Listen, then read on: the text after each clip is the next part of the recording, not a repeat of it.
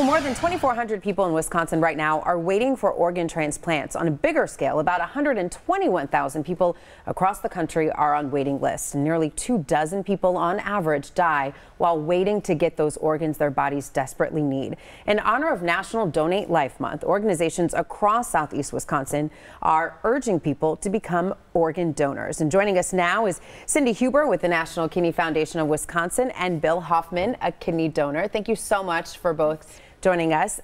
Cindy, if we could start with you. There are so many different kinds of donations and how you go about it. What is altruistic donation? Altruistic donation is when an individual feels compelled for whatever reason to offer the greatest gift, which is the gift of life, to another person that they don't even know and might never meet. Which is so incredible to think about. And Correct. Bill, that's what you did. You have an incredible story. You were just convicted to donate your kidney. Right. Back in 2004, Jim Kaditz was a member of my church, but I did not really know Jim. But the congregation was praying for him on a regular basis, and during that process, yeah, I became convicted that that was something that I needed to do. And so I called Jim and I told him that I had a kidney for him if he wanted to have it. It was a process, yeah. You know, it didn't happen quickly. And I think the process has changed over the years. Mm-hmm. It's probably a little bit different now than it was when I went through it. But I'm glad I did it.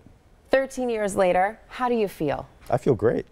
Yeah, it's never had a moment of regret or a moment of concern for my health.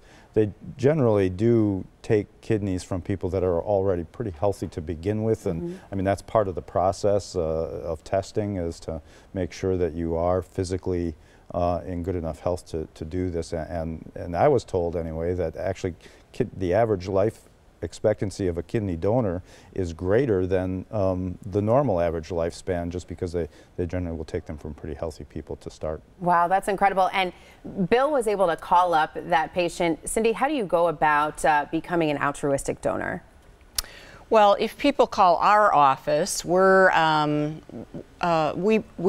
connect them and tell them about the 3 adult transplant centers in Wisconsin. All of those transplant centers here have a specific point of contact, a living donor coordinator.